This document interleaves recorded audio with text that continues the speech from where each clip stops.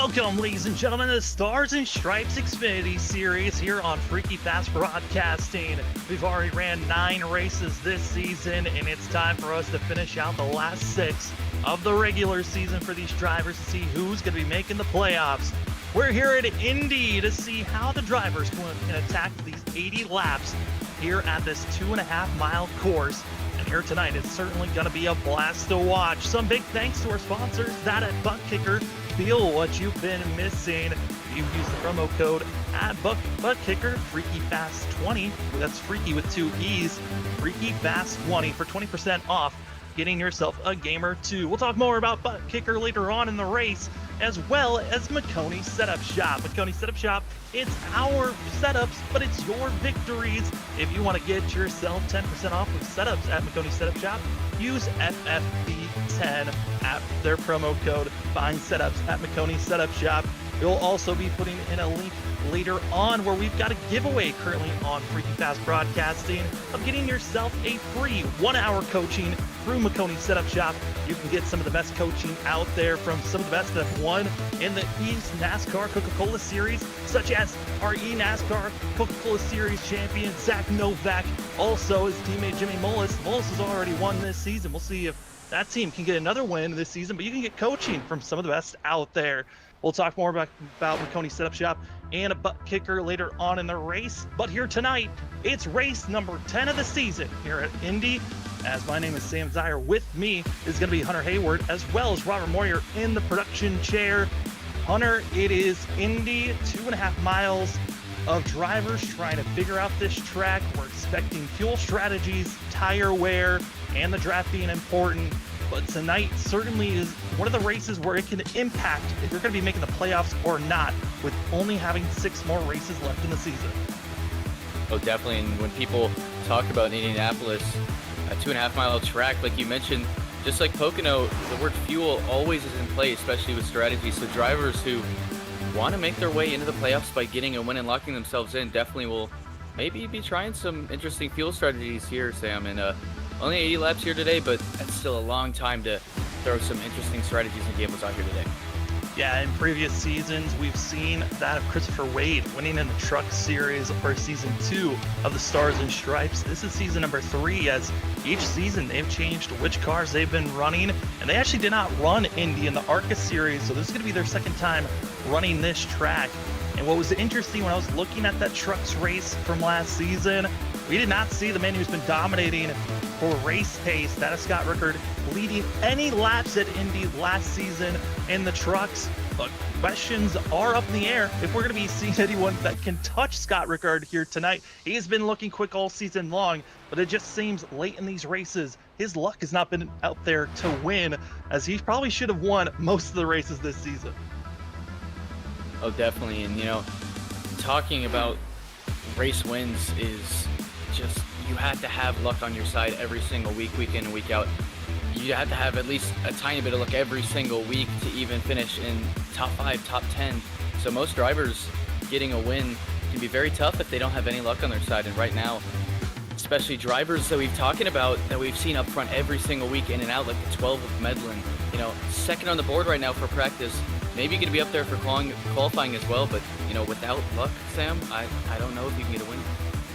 Luck is certainly going to be very important here tonight. Practice almost coming to a close, and with the amount of drivers that are showing up here tonight, we might be having a smaller field than usual. Our smallest field before tonight was 29 drivers back at Dover. We might be only having 26 drivers once everyone gets loaded in. Practice is concluded, qualifying about to start. And Hunter, as we're getting ready for qualifying, a lot of these practice times were based with the draft, but you're not going to have the draft qualifying. You've got yourself 2 laps to get your best lap time down. But it certainly is going to be a tricky one, as we're here at the Brickyard.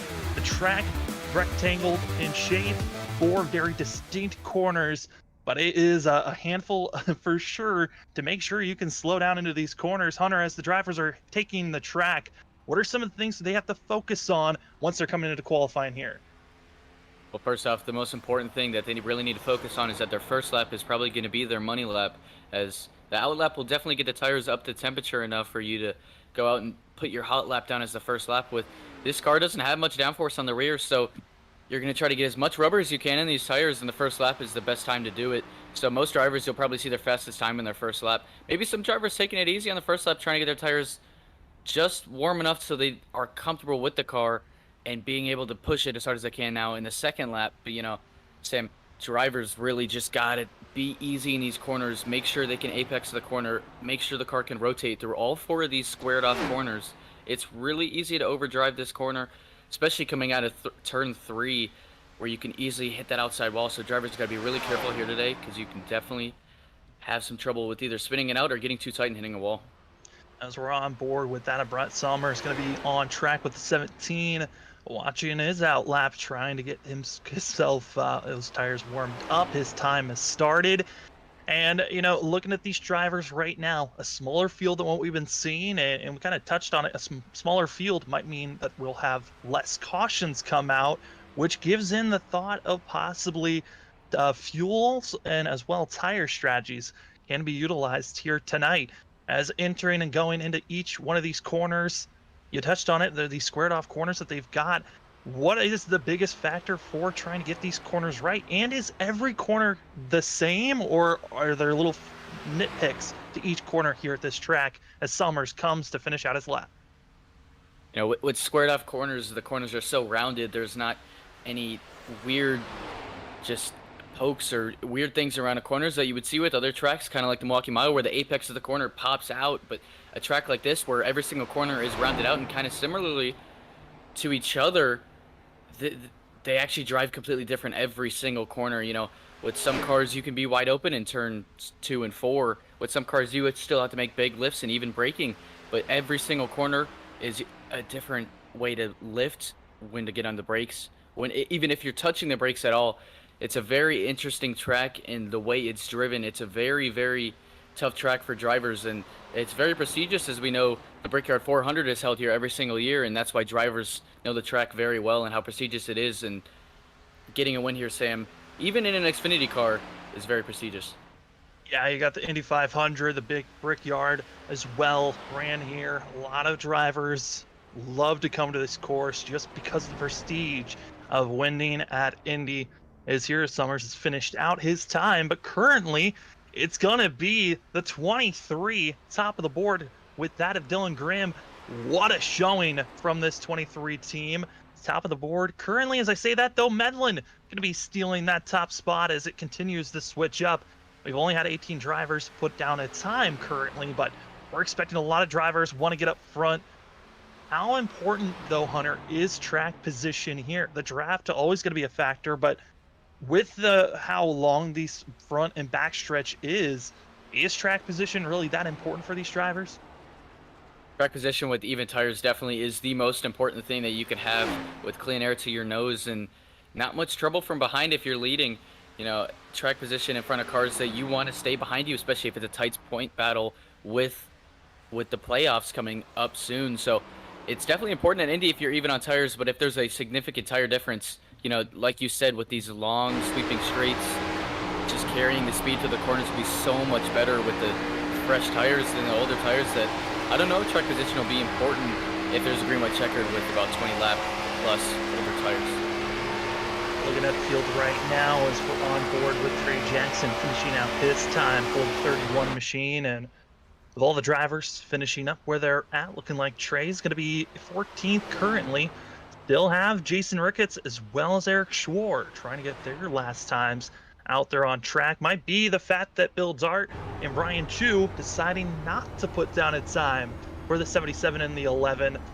As we're on board with Ricketts, he's going to be putting it, slowing himself down and switching all over the place. We are, as now we're on board with that of Eric Schwartz and the 13. Schwartz, one of those drivers that still looking for a top 5 finish, but he certainly has had consistency, but he will not be able to finish out that time. Qualifying is closed, and drivers getting ready and set as we get the grid loaded up for everyone out there. It's going to be Andrew Medlin, top of the board for himself, with that of Dylan Grimm to his outside. Row 2 going to be Ken Campbell. Scott Rickard is going to be to his outside.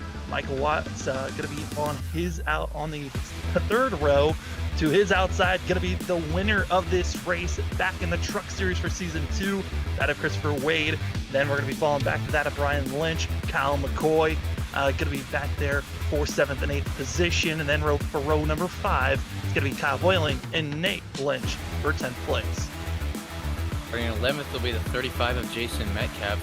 12, your past race winner, will be the 00 Travis Butt. And 13th, starting in row 7, will be Mike Lynch in the 2. And 14th, the 31 of Trey Jackson.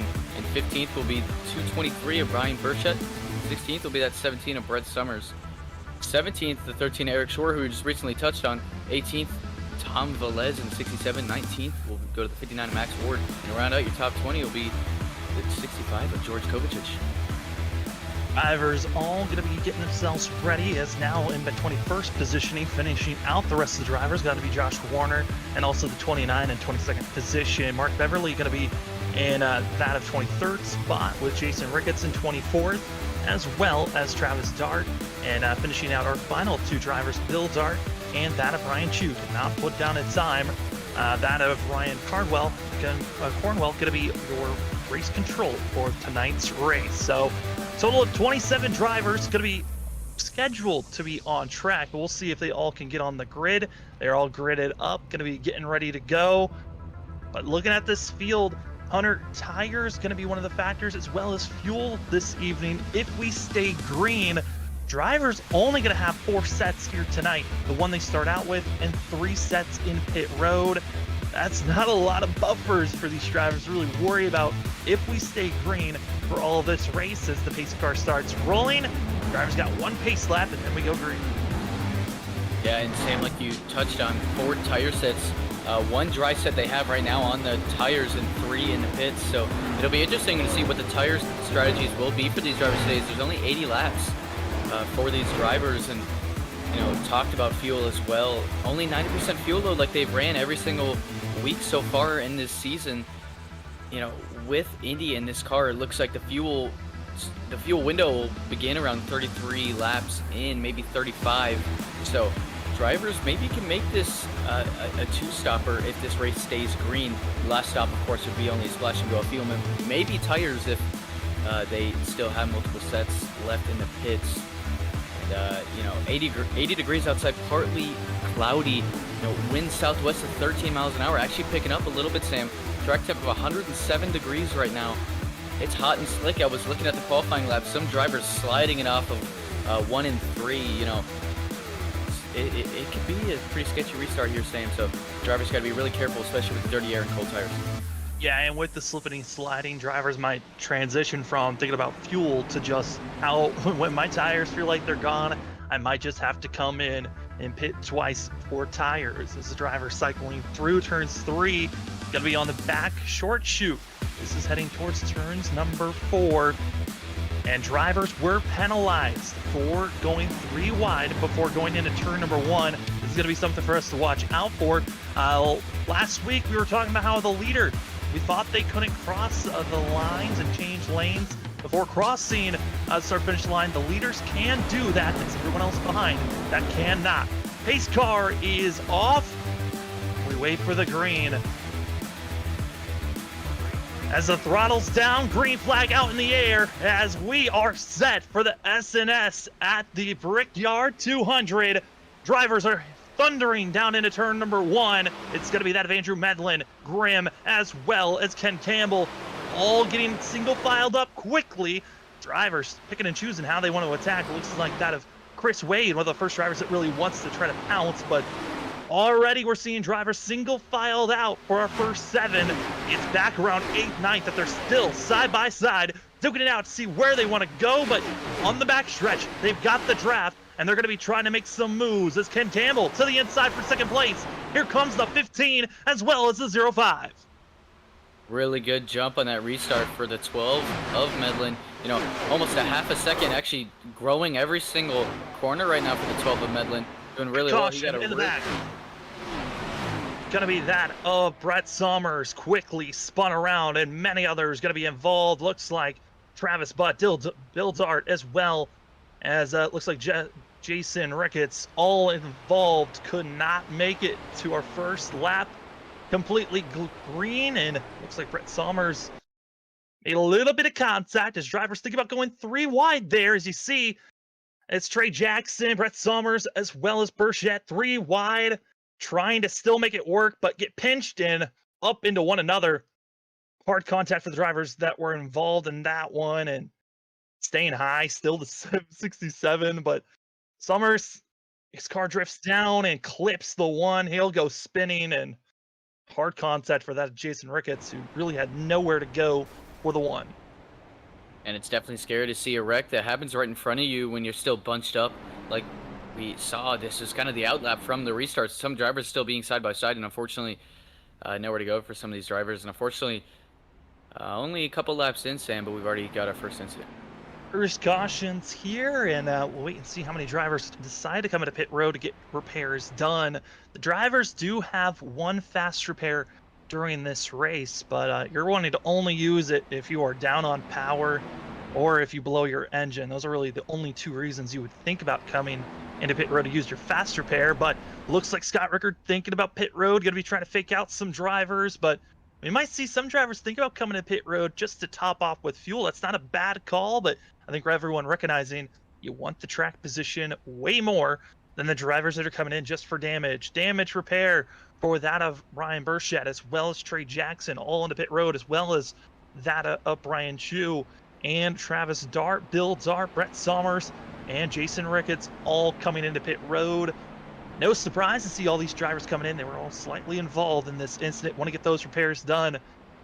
We already kind of saw in the backstretch how important the draft is. It allows you to have a shot to battle. But we can already see drivers that just got a little bit of a nick there, Hunter. They're coming into pit road. This aero damage could be detrimental on how well you can run later in the race. Oh, definitely. In a track like this, where you had to keep the momentum going through the entire straight and through the corners, aerodynamics is the most important thing on the car. Of course, plus the engine and the horsepower you have under the hood. But you know, with this package we have right now in the Xfinity cars and the Cup cars and even the trucks, any type of aero damage is crucial to the car and can put them down on power a ton and lose even up to 5 mile an hour plus on the straights, even with a little bit of aero damage. So some of those drivers, like you said, who just got a little bit of damage, who think that it's just a little too much, are going to come down pit road and get their fast repair. Getting themselves slightly repaired, and certainly drivers were hoping not to be involved in that wreck, but it came out. As you can see in the chat on our YouTube chat, there is a link, and that's for the Makoni Shop giveaway. Freaky Fast, we're giving away a 1 hour free coaching from Makoni Setup Shops. If you would rather go and buy an hour or more from Makoni Setup Shops, it's $25 for an hour of coaching when you go to www.makonisetupshop.com/coaching, and it's $25 an hour for coaching from the Makoni Setup Shop. Or you can apply for the giveaway that we have going on, as well as you can get setups for the Makoni Setup Shop, anything from Legends to Cup cars, as well as a little bit of dirt mixed in as well. You've got wing sprints, non-wing sprints, as well as late models, super late models on dirt. If you are looking for setups, go get them at Makoni Setup Shop, as well as use our promo code FFB10 for 10% off of your setups buying from Makoni Setup Shop. It's our setups, but it's your victories there at Makoni Setup Shops. Thank you so much for Makoni Setup Shops for partnering with us at Freaky Fast Broadcasting. We're loving all the features that Makoni Setup Shops got going on, and that's why we're doing this giveaway. Coaching is so useful to have, and it can help you so much. I mean, Hunter, as a driver, how is it trying to get coaching from other drivers, and how does getting some of that experience help you trickle into your racing? You know, getting any lesson taught from somebody at that level is very, very just. I don't know how to really explain it. It's just you take it all in and embrace that moment to learn what the professionals actually do at a level where you can maybe be there someday and race alongside them. So taking any of those moments in and getting coaching from them, especially an hour session, you can learn so much. So please enter all your entries you can. You can actually get extra entries if you go like and subscribe on Freaky Fast on YouTube and Twitter. So go please check them out. You can get a chance to enter a raffle and get a free coaching session from any of your favorite eNASCAR drivers. Yeah, like and subscribe for sure. We're looking to get 1,000 subscribers by the end of the year. That is our goal here on Freaky Fast Broadcasting.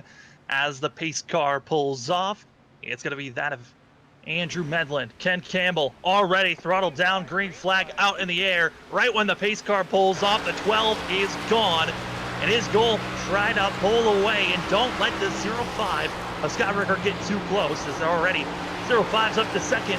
It's the battling behind for 5th place. And we've got Wade as well as McCoy trying to pick and choose how they want to attack each other. Actually, that's going to be Watts that's trying to make the pass for 5th position. Our Daytona winner, he's on the inside, still side by side with the Dr. Pepper machine as they're on the backstretch trying to utilize the draft. And you're just seeing Watts trying to side draft, get a little bit more speed as they go into turn number 3. And you can see the run the 53 of Wade got off to. He made that, we got a caution. Already, quick caution in the back. Driver stacking up. It's going to be that of more drivers piling in. Oh my goodness. As it's going to be that of Mike Lynch, who came in hard, as well as other drivers that have already used fast repairs. That's going to be Jason Ricketts, who's another hard contact. Josh Warner looks to be involved again, as well as Burchett of the 223. A lot of hard contacts for drivers, as we're going to be on board with a 223. Ryan Burchett going to give us a point of view of what happened going into turn number 3.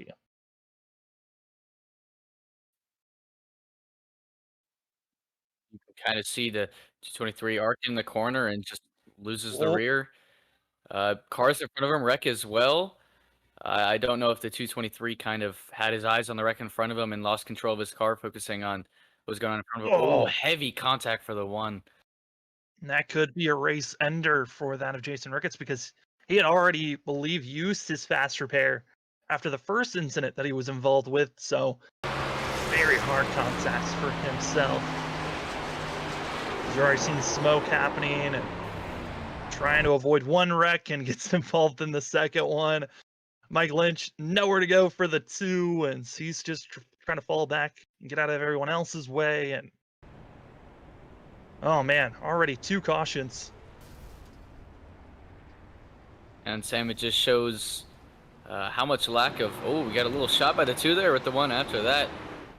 But you know, it shows how much lack of rear grip these drivers kind of have. We see some fakery with some drivers right now going up pit road. Looks like not many going down besides the ones that were involved in the accident. But you know, we saw there the 223, the 1 losing the rear after seeing a wreck in front of him. Now I don't know if they were focused on the wreck in front of him and lost the car, but you know, I've seen many drivers so far sliding the rears on the exit of every corners, including some of the leaders. So looks like there's a lot of lack of grip right now.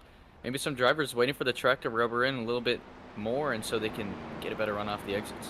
Well, if we have either a blimp or a chopper cam of the 2 or the 24, I don't know if we've got that photo of the incident, but it looked like that was what initially brought out the yellow, and that was what started out our first incident in front of all those guys. But it was certainly drivers just getting too mixy for themselves.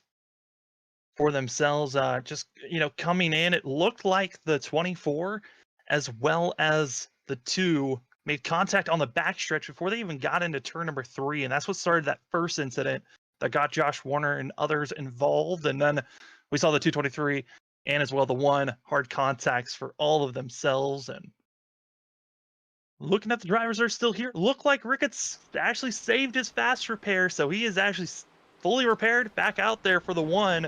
It's Josh Warner that has decided to stay in the pit road trying to manually repair the 47, which that could take quite a long time, as we're not even 10 laps in and already 2 cautions into this race. Hunter, we thought maybe we were going to get some green flag racing with this field, with how small it is compared to what we've seen for most of the season, but looking like Indy a little bit difficult to try to make any moves. Oh, definitely, and like I touched on earlier, it just looks like some drivers right now just having a lack of grip. Then they've been comfortable with this track. You know, really aggressive racing I've seen so far as well, even in the back, where drivers side by side trying to make up as many positions as they can, and unfortunately losing the rear while they're at it. You know, not much rear downforce. You can see the little wing on the back of the car, but The only downforce these cars really have is nothing really. I mean, these cars are just big old bricks with big engines that like to drive uh, not very fast in corners. So, these stock cars are very hard to drive even in the Xfinity B cars. So right now, a lot of lack of rear downforce because that little wing is the only thing they really have to keep those tires planted on the ground. And when someone's behind you with that air pushing back at your bumper, I mean, it's just going to pick the rear tires right back up and you're going to lose the rear. Now, Hunter, I'm going to throw out a strategy that might be in some of these drivers that have not pitted already. Is what if with these two cautions, you threw out the window of 33 to 35 laps, these drivers might be able to go fuel-wise with having two quick cautions and pacing with not a lot of hard racing, saving fuel. Do you think maybe this could help these drivers possibly stretch it out to that halfway marker? It's been around 8 laps right now, Sam, and about 2-3 laps green. It looks like the fuel window could possibly be pushed to the 40 marker, and they definitely could pit halfway through this race, but they would have to push it to around 45-ish, maybe 50 to make the race confirm that they can only make it a one-stop. So we might need a couple more cautions, Sam, for them to make sure that they can make it on a one-stop. But right now, I still think drivers wouldn't make it if they split this race in half. Might be just a little bit too far as drivers up front. It's Andrew Medlett, Scott Rickard, as well as Ken Campbell, your top 3, with that of Dylan Grimm. Mike Watts going to be your top 5. As we wait for the pace car to pull off, we're still waiting for us to finish a lap as drivers' anticipation is building as we're seeing the pace car pull off and throttles down. Green flag is out here at the Brickyard 200 for these drivers at Indy.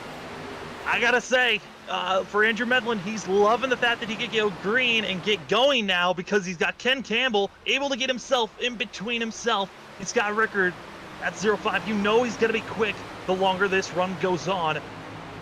As we are now green coming out of turn number 2, it's gonna be that of Chris Wade, who's still side by side with Watts. They just can't get away from one another as they're on the backstretch. And like you mentioned, the 15 of Campbell getting around the 05 of Rickard.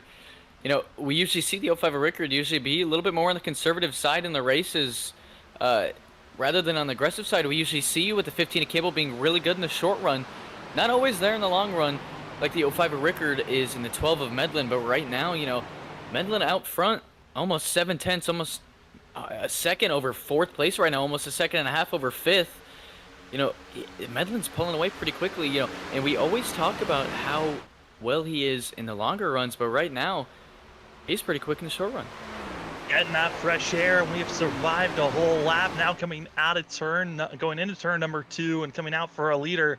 The field pretty much single filed as Wade, trying to find his space, will find it for himself. Other drivers, everyone else in the back, able to single file out for themselves, and this is where drivers now have to pick and choose. How do they want to attack with the draft? And it's already happening for 2nd place. Here comes Scott Rickard on the inside, making that 0.5, getting the draft. Got the big enough run out of turn 2, maximizing the draft that he could get, and now securing the pass for 2nd place. But with how hard he had to battle for 2nd, he no longer has the draft of our leader, Andrew Medlin. 1.2 seconds ahead of the rest of the field. Doesn't really have to worry about any drivers giving him dirty air or catching him with the draft just yet as they're coming into turn number 1. That's 12. This is so different from what we have been seeing most of the season. Andrew Medlin showing some dominance early on when we are staying green for these first 2-3 laps of green flag racing. I'm going to touch on the fact right there, Sam, of how you said the 05 Rickard lost the draft. Drivers right now, I think the gap between the two cars actually can be around 2 seconds before you actually lose the draft right now, Sam. And he's only around 1.2, 1.3 seconds behind. So I don't know if these drivers, or if the 05 of Rickard has lost the draft completely yet. But right now it looks like he's having just enough to keep up with them on this race. It close since right now, seeing the field all single filed out. And some of the drivers that were involved with incidences, leading the driver of that, could be back in 18th place. Brian Burchett is 223, trying to get himself up front, but it's going to be a lot of work. He qualified in 15th place, so he's not too far away from where he qualified, but being involved in a wreck And seeing all the cars back here that are damaged, it's kind of a waiting game on when do you want to use the fast repair, or if you've already used it, how aggressive do you want to be knowing that your security net is gone. And looking to the field right now, the 00, Bud, the 53 of Christopher Wade, and the 7 of Kyle McCoy right now. Pretty heavy battle with them right now. Now they just finally get single filed out, but these drivers driving really aggressive right now, not really giving each other an inch, trying to get around each other every single corner. Kind of a little bit of a train between these 10 cars we see right here, but every single driver not single filing out and trying to save their stuff or get into a pace. They're trying to get as many spots as they can right now. Yeah, I mean, you've got that of Travis Butt. He's moved up himself 4 positions from where he started, up 2 positions. It's Kyle McCoy. He's been trying to make a hard charge for himself, and falling back is that of Dylan Grimm. It's only been 3 positions, qualified in 2nd and back to 5th, but we've seen Grimm be one of those drivers that maybe starts up front, but then fades back as the race goes on, trying to keep that race pace and qualifying pace equal if possible. But Kyle McCoy now going to be trying to make a pass as riding back here, looking at how these drivers might feel like attacking one another. We're on board with that of Kyle Boyling, the 44. Actually, excuse me, that's Nate Lynch that we're on board with in the 25. Riding around, watching some drivers ducking and weaving. That's Wade, who thought about going to the inside, not even to confirm the pass. But looking at these drivers currently, they're in the middle of the field. This is such an important race for some of these drivers to try to make a push for possibly making it into the playoffs. I mean, for that of Lynch, I mean, looking to try to get himself secured into the top 12 so he doesn't have to worry about points wise. But it's one of those things where you never really know if someone's going to catch you off guard or if you're going to be making any mistakes. Nick Lynch comes in 16th in points. He's only ran 7 out of our 9 races coming into Indy, and out of those 7 races, only 1 top 10. So still a lot of work for this 25 machine. But you know, with running in 9th, this is a great showing for a driver that needs to rebound, running, like I said, 16th in points.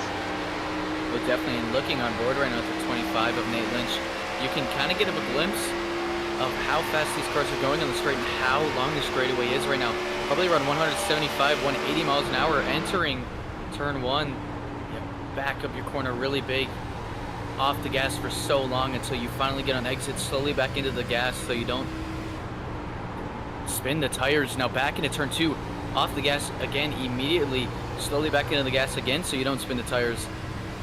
Floor, pedal to the floor right here, and now you're pedal to the floor until all the way to turn 3. Really long straightaway yet again here going into turn 3. You know, way off the gas, way early there, like you saw 25 Nate Lynch, now off the gas for a while, slowly back into it. You can see the RPMs about 7,500 right now, back into the gas, back off it again. A little bit of a break here, not as much as you would be entering after coming off those long straightaways, but right there, you know, there's a lap right there at the 25 and Nate Lynch, and it shows how, you know, this track kind of looks easier than it is, but you know, this track definitely can be tough on drivers. Yeah, it definitely can be. And, you know, looking at this field right now, this is one of those races that you might not have circled up as so important, but with some of our drivers that were inside of our top 10 and top 12 not showing up, such as Derek Offerman, Timmy McNally, these are drivers that are 5th and 6th in points, as well as Aaron Hale, who is 9th in points, not showing up for tonight's race.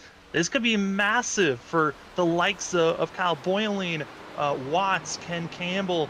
Those drivers are going to be running 10th, 11th, and 12th in points. If they can gain a lot of points wise and close in those gaps, it's going to make it very tricky for some of the drivers further back on how well they can try to, you know, how safe are you inside the top 12 when everyone gets so close. You know, and I don't know if you saw that camera earlier, Sam. It was coming off of turn 1. You know, the drivers, oh man, the 2 leaders, Medlin and Rickard, sliding. Their cars were pretty much almost dead sideways coming off these corners. You can kind of see a better glimpse of right there. You saw some of the drivers like the 35 right there sliding in on exit.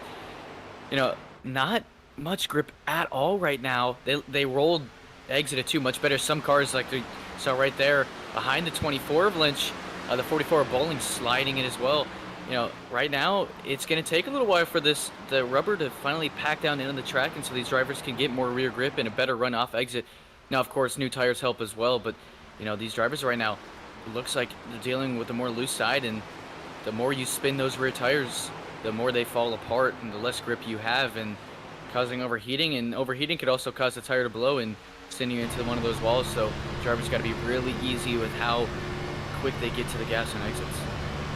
Kyle Boiling, but yeah, touching more on the fact of that loose sensation the drivers are dealing with. The track has gotten warmer since we touched on it at the start of the broadcast. I mean, it was 107 when we were talking about it. It was just up to 111. Luckily, a little bit of cloud cover has hit the track as drivers got to be careful as the backstretch, waiting to see when it's going to warm up, but the drivers hoping that the track could start to cool off, as it is still 110 degrees on the track. That's slick racing for these drivers. Oh, definitely. And only 18 laps in and 2 cautions with it, so they've only had around 11 laps of racing right now, maybe a little bit over that, but drivers right now working this car, and it's only around 18 laps in, 11 laps on tires. It's gonna be very interesting to see how much these drivers are gonna stretch it to. Are they gonna stretch it on fuel, or are they gonna just drive it until their tires won't let them anymore? Only 80 laps here, Sam. There's definitely gonna be some drivers who are gonna put a gamble on fuel and try to make it on fuel, maybe making it an extra stop over the drivers, but only 3 sets in the pits for them, 80 laps. I don't know if they're going to be using all of these sets if they're only going to make it a 2-stopper. Yeah, I mean, it's not looking like they're going to use all sets if we stay green at this point to the end, but everyone's goal is to try to make sure they've got an extra set in those final 20 laps just in case a late caution comes out. Even if you've got an extra set with 15 to go, with how large this track is and with how small the field is as well, you might think about if a caution comes in those last 15 laps, maybe come in, get some tires, maybe even try 2 tires if you're feeling a little bit risky. But right now, looking at the field and where they're running, currently our front 3 all gapped pretty evenly with 6/10 between themselves, and then things start to close in just a little bit from that of Ken Campbell to that of Mike Watts. But Watts has been moving up slowly, up to 3rd now for the 84, and he's running anywhere from 3 to 4 tenths faster than our leaders. 84 is coming with a head of steam, and you kind of touched on it there, Hunter. We were seeing it sliding from our front 2. Could have been that they were driving too fast and actually burned off those tires too quick. Now giving an opportunity for a driver that we've only seen be a threat really back at Daytona when he won. Mike Watts is coming, and he wants another win for himself. Yeah, and Indianapolis is so interesting. Rather than normal ovals where we call them 4 turns, but they're really just 2 long sweeping corners that end up with 2 shorter straights in a track like this. This track is a rectangle where you actually have 4 squared off corners, so it's really easy to beat up on that right front, especially with the track temp right now. It looks like the track temp is 112 degrees right now, so it's definitely getting hotter. Drivers really wanting grip levels to come up right now, but it's really easy to kill those front tires, and when you lose front grip, you got to slow down your corners even more than you want to. So right now, looks like the 84 of Watts still creeping up, and then 05 of Rickard every single lap. Looks like he saved his front turn in his right front a little bit better than these 2 drivers in front of him. Just a little bit. Now it's between himself. Also, we're starting to see Ken Campbell starting to try to surge with Watts, and they're making the move just slightly for now. As we're watching the field, still picking and choosing how they want to attack moving forward. But man, I mean, looking at this field right now, we've seen those early 2 wrecks happen, and now we're starting to see a driver have to come back into pit road. Josh Warner of the 47 looks like he blew his engine, had to come into pit road after an issue that he had coming into turn number 1. He blew his engine a lap ago after missing going past pit road. So the 47 had to use his fast repair back out on track, but finding himself 1 lap down after running a full lap with a blown engine. That is a rough showing for Josh Warner, who is one of those drivers back in the 25th of points. He needed to have a great run tonight if he wants to make a late charge into the points standings, but it's not looking too great for himself. As we're starting to see the little packs that are building up here, Hunter, as it's really up from third back to that of fifth. There's that little pocket of drivers. Then from sixth back to 10th is another pack. And then we got our third pack of drivers that are kind of feeling diverse on where they're at. That of Jason Metcalf all the way back to Max Word. But the field, the group I'm liking and watching, that they are keeping it very close and mixy, as the battle for second is now underway. As the battle for second, Mike Watts able to make the pass. And here comes Ken Campbell as well. But I've been loving the action back to 17. Drivers that are damaged are slowly trying to make their moves forward. Yeah, and looks like the 84 just got so much better run in those two corners than the 05 Rickard. Gonna get around it, but the 05 now is gonna be right up on his bumper. Way more draft than the 84 wants him to get. But like you said, don't count out that 15 of Campbell. He saved just as much tire as the 84 did. Same thing with the 7 of Kyle McCoy behind him as well. So, I mean, these drivers, Kyle McCoy a 56.3 right now. The leader, Andrew Medlin, a 56.5. These drivers are coming in fast. So, these drivers right now, oh man, they definitely had much quicker times with saving these right front tires. And right now, it's definitely showing for the 84 of Mike Watts, now pulling away about a 0.3 of a second lead already over the 05 Rickard. The 15 of Ken Campbell trying to get around him. You know, I wouldn't be shocked if the 84 he gets to the bumper to the 12 pretty soon, Sam. Absolutely not. We're going to be seeing, as you can see on the right, this is your last lap that was put down, but this is going to be the key on how these drivers are going to be attacked. Ken Campbell not going to be making the pass on the 05, but you can just see the difference on pace that's going on right now. Look at our leader's time of 56.56 to that of a 56.2 that the 84 of Watts is running. He's been about 3 to 4 tenths faster at times, and you're starting to see a major difference. And with Mike Watts catching up to that and slowly chipping away on that leader, we're also going to be seeing that of the 84 kind of being a tow and pulling everyone along to catch up in what once was a 1.2 second lap gap that our leader had over the rest of the field. It is now diminished. It's now less than 0.3 as they're going around these last couple of corners. You're just seeing it. Watts is coming, as we're seeing a pretty good blend of manufacturers and where they're running right now. With the Toyotas, there's not many of them, but Medlin's trying his best to hold on. But you know, here comes the Ford of Watts. He's right there on the back bumper. You know, that's the one thing I always enjoy with the races that usually have drivers single file out and try to hit their paces. The drivers who save their tires so much better than drivers who get out there quicker and run quicker times in the shorter run. Right now, the 15 of Ken Campbell, now we're on the 05 of Rickard. So the top three right now, two drivers who are much better right front tires is, woo, the 35 back there coming off the 2, almost hit the wall sliding and off the exit. We stay green though, and right now the 84 almost on the back bumper already, the 12. It's just so interesting that some drivers like looking short run rather than longer runs, and right now it's definitely showing bigger picture for the 84, the 15, and even the 7 right now.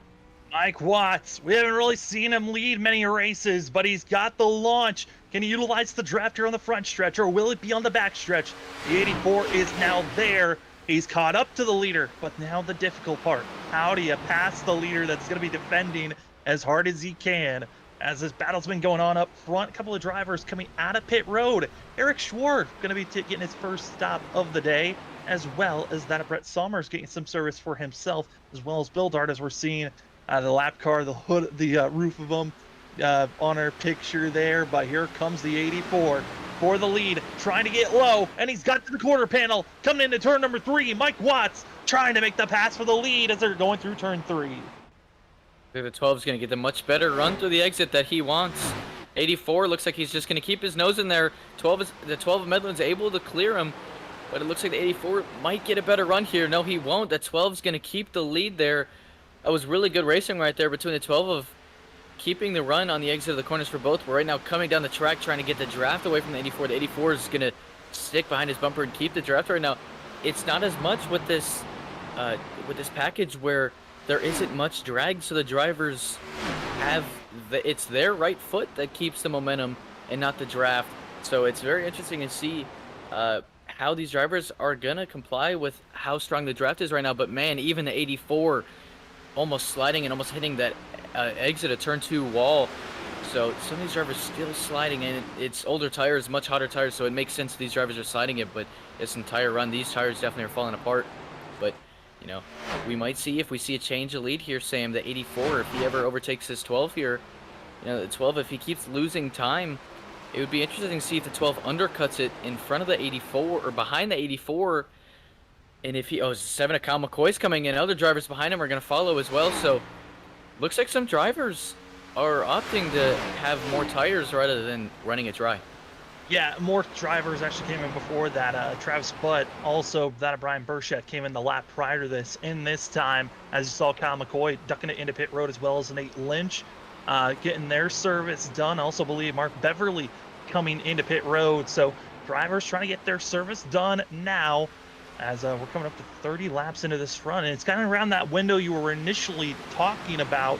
The drivers might be thinking about changing their strategies, stretching a little bit further because of our 2 quick cautions that came out, but also some drivers might think, hey, we're going to stick with the strategy that we originally made. It's going to be the one that works out the best based off the window that we are still needing to make 2 stops.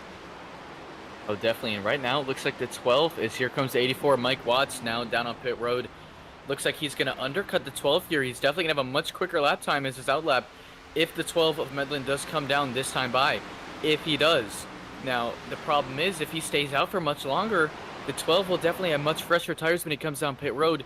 But the only problem will be is he'll lose all that time on track that he has. It's about almost 2 seconds plus a lap right now on these older tires. You know, so right now the 84 Mike Watts definitely will have an advantage if this 12 stays up for a long time. He's going to drop down, try to take that draft of the lap car right in front of Medlin, of Mark Beverly right now. So I don't know when the 12 will come down, and if cars behind him will follow. The 15 of Ken Campbell stayed out as well, so it'll be interesting to see how long these drivers will stay out. All drivers that went in with Mike Watts, that Brian Lynch, as well as Jason Metcalf, and that of Max Ward. And also you could throw in that of Thomas Valles, getting service done for all those drivers. Now it's going to be that of Dylan Grimm into pit road for the DoorDash 23. And for these drivers, they got to make sure they don't get caught speeding. But this is one of those tracks where if you ease yourself into pit road, it seems like this is one of the easier tracks to get onto pit road compared to some of the others. Oh, definitely. And it's kind of a Pocono type track where you just kind of exit the corner and just not, instead of putting the pedal to the floor, you kind of just ease off the gas, put it into the brake, and make sure you're slowed down. You have plenty of runoff to be able to make it to pit road entry. So drivers definitely don't have many struggles entering this pit road, rather than like we saw at Dover, where it's very, very tough of getting on and off of pit road here. But right now, I wouldn't be surprised if we didn't see any entering pit road speeding penalties. But you know, Sam, right now 17 of Brett Summers now coming around trying to lap the leader right now on fresher tires. It looks like Andrew Medlin, even though he had his troubles with the 84, Mike Watts catching him. It looks like he's pulling away from the 15 of Ken Campbell and actually running one of the quickest times on track right now for the lead lap cars right now. So it'll be interesting to see if this 84 can take the lead when the 12 comes down, and how long the 12 will stay out for. Ray Jackson now going to be coming into pit road, getting service done for himself. Also got to remember the drivers that were damaged and also were able to come into pit road during our first and second caution. They were coming in topped off with fuel, as well as getting damaged repairs for themselves. That of Mike Lynch, going to be the first of those drivers that pitted earlier. He's running in 7th place currently.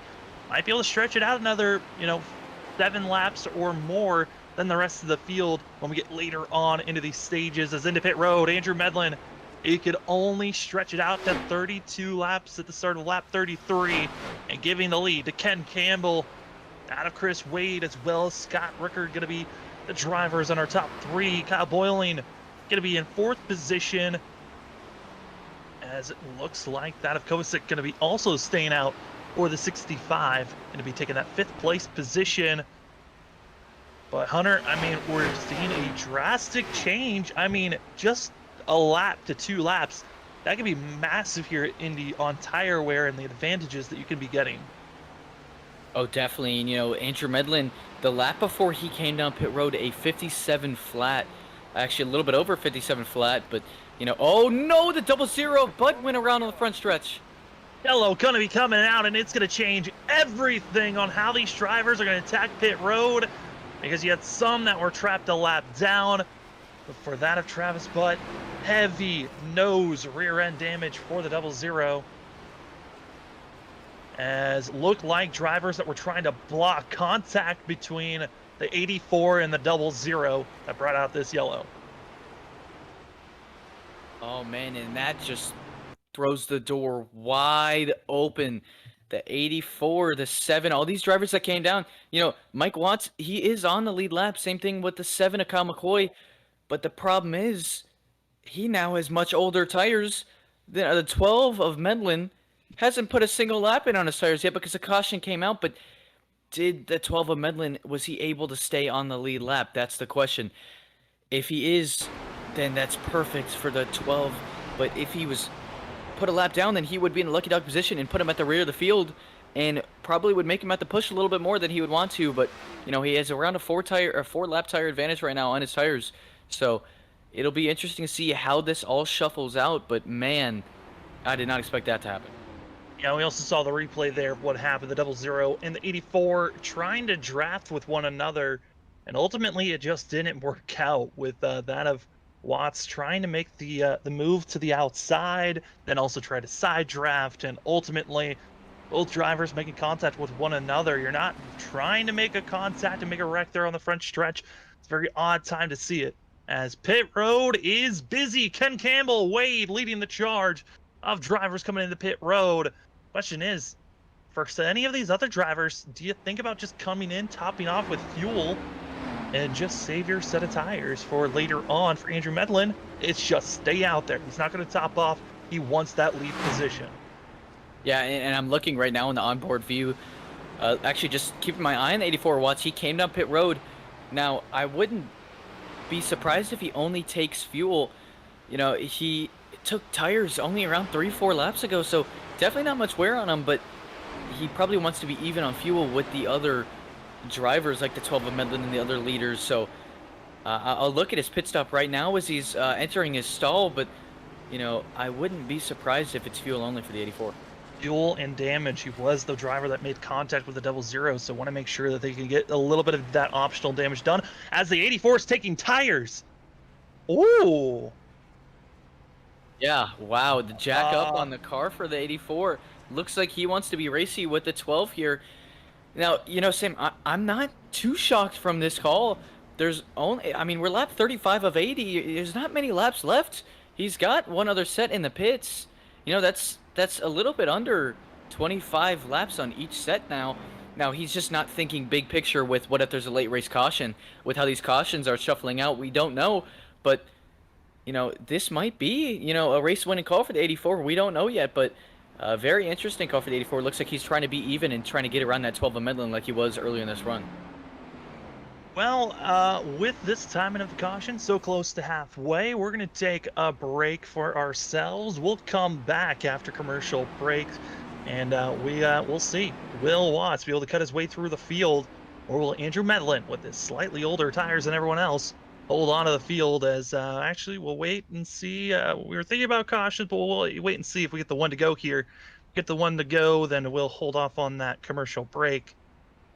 But drivers are waiting on race control to give us the all clear on that call, and looks like we are getting that one to go, so we will actually not go to commercial break just yet. But race control is not happy about that incident. We're still waiting to see if there's going to be any penalty given, but a little bit of a warning giving out to the drivers. Hey, there is plenty of space. We don't need to see wrecks like that just came out. Hunter, when you're trying to side draft with somebody, it's kind of hard to see that there's a bunch of room when you have to be so close to someone else to get that advantage. Oh, definitely. And any mistake by either of the drivers can definitely cause a wreck. And, in a side drafting circumstance, you have to be almost touching doors with both cars to get as much side draft as you want to kind of pull the car back. And it's not like the restrictor plate package like we see in the A cars. It's not like a boat anchor where it'll completely stall your car out and you'll fall backwards. But side drafting definitely can have an advantage here, and you definitely have seen some side drafting advantages here in this race with some side-by-side action. But the 12 of Medlin right now coming to the restart, completely fresh tires. Same thing with the 7 of McCoy. Actually, no, the 7 of McCoy is a lap old tire. So right now, the 12 of Medlin's going to cycle out as the leader, but he has the freshest tires on the track. So talk about luck. Yeah, Andrew Medlin is going to be out there in the lead. Kyle McCoy, Nate Lynch, Dylan Grimm, as well as Eric Schwarr going to be your top 5. With that of Jason Metcalf, Max Ward, Dylan Lynch, Mark Beverly, and Brett Summers, your top 10. All 10 drivers on older tires than the rest of the field. It's 11th on back that came in, get service done for themselves. Pace car is off, a little bit of a delayed restart for these drivers. We are green as Andrew Medlin launches himself ahead, and we'll see who's going to be making that charge forward, because some of our favorites, they're further back than what we were expecting. I mean, Wade's back in 11th. He was one of the drivers that were battling in our top 5, trying to get up there. You got Watts that's going to be further back trying to make his charge. He's back in 20th position. Travis Butt's back in 22nd spot. So all the drivers further back, they're going to have a lot of competition to try to drive by them, as we're already side by side, 3 wide on the backstretch, battling back for around 20th spot. But up front, single file racing as they head through 3 and 4. Sam, I also want to touch on the fact here, through this cautions and shuffling out here, the 13 of Eric Schwarr right now running in 5th, actually battling for 6th right now with the 35 of Jason Metcalf. So drivers right now shuffled out in places they don't really want to be. The 53 Christopher Wade we saw up front today as well, battling for the top 5 spots and in and out of the top 5 right now. So drivers shuffling out right now. Christopher Wade now back in 9th. Brett Summers up to 10th after being in trouble early in the race. The 12 of Medlin is still going to be the leader. That's 84 of Mike Watts, though, back in 20th. That is, he had the gamble with having, fresh tires as much as the leaders, even on tires with him. But, all the way back to 20th, it's going to be really hard to push and make all those spots back up, especially when you're even on tires with everybody else. I think the 84 should have made the gamble of staying out and only having 3 laps older tires than the leaders. Yeah, I mean, there were a ton of different strategies that could have been thrown out here, and it certainly would have been interesting on how they worked out. As into 5th place going to be that of Jason Metcalf, but the driver that's on my eye and my radar, the 53 of Chris Wade, he won back for season 2 of the Stars and Stripes when they were running the Truck Series. But then in season 3, we transitioned to Xfinity cars. It was Wade that won this race in the trucks. We'll see if we can translate that. But Wade, during that time, he was dominating that race. He had the most laps led for the 53. Here tonight, it's not looking as clean for himself, as he's just trying to pick and choose how he wants to attack the pack in front of him, as you got some drivers we have not seen up front very often. Max Ward, probably the biggest surprise to see in our top 7, with the strategy of pitting earlier than everyone else, so he's on some older tires, but he did not want to come in top off. Our 59 machine, 7th place, trying to hold off that of Wade as well as Brian Lynch. And right now I'm looking on board right now, that's 24 of Brian Lynch side by side right now with the 53 of Christopher Wade. These drivers right now battling really tough right now in points for the 24 of Brian Lynch, trying to get his best finish as he can. Side by side of the 44 Bowling, stuck in the outside right now, but if the 24 can make it stick here, he can definitely get the best run he wants off of turn 2, but unfortunately he can't. Slides it a little bit, but trying to make the crossover right now. And yet again, same like we've seen pretty much all race today, is single filed racing. As here comes 05 of Rickard now on the inside of 24. Rickard, in 11th spot right there, trying to make as many positions back as he can. On board with that of the 24, seeing the 05 creeping up side by side on the short chute, coming into the corner. And right now, for that of Scott Rickard, we saw that he is extremely quick in the first 15 laps of a stint. So he needs to be fast here for the next 10 laps, gain as many positions as possible, and recognize that he might lose a couple, but it might put him into the top 5 and hope that the next pit stop these drivers have could be giving him a shot to gain some positions. Might be the strategy for the 05. Have a short pit here so that he can gain positions, maybe with 15 laps to go, pit around that window instead of everyone else that's going to be trying to pit with 10 laps to go and might think about just going for fuel. A lot of different strategies can be thrown out here late in this race, but Hunter, looking at the field currently, starting to see that surge of drivers trying to get themselves up front. Oh no, we're going to be seeing that 13 getting sideways. Eric Schwartz, what a save for the 13. I don't know how he saved it, but congratulations to Schwartz for still being in this race when he probably should have been wrecked out, spun around, and could have collected many more. An incredible save there for the 13 of Schwartz, and fortunately enough for him, he's still inside the top 10. You know, the only problem there is he's definitely heat up those rear tires much more than he wanted to. Actually, all the tires in his car right now than he wanted to. So, you know, we've seen the drivers slide. Oh, yeah, and you can see him really loose on exit right there with those rear tires. Had way more heat than he wants them to, and unfortunately it causes that rear to step out much easier because the loss of grip in that rubber now. So you got to keep an eye on the 13 of Schwartz right now, because definitely could lose that rear anytime now. Yeah, I was rewatching the incident and what started to get the 13 so sideways. It looked like Max Ward just got a little bit too antsy coming into the corner, gave a bump to the 13. That's what got him sideways. But man, the fact that Eric Schwartz still in this thing, he's got to be grateful of that. But like you noted, those tires are lit up, they're hot, and it is slipping and sliding even more than it was before. And the track temp even hotter than it's been. It's almost 10 degrees hotter than it was when we started this race, up to 114 degrees currently. And Sam, with that track getting hotter and hotter, that also makes the rubber stick to the track easier and easier. So, you know, we'll definitely see in the later race more grip on exit and in the corners because all that rubber being laid down. You know, only 80-lap race, we won't see as much as if it was a 400-mile race, but, you know, it's definitely still going to be a lot of rubber laid down. You know, that's, you know, 240 miles, so it's definitely a long race for these drivers, and it's definitely a long way. Actually, 200 miles, let me correct that. But so these drivers definitely going to be just struggling with grip all throughout the race with this hot track temp right now.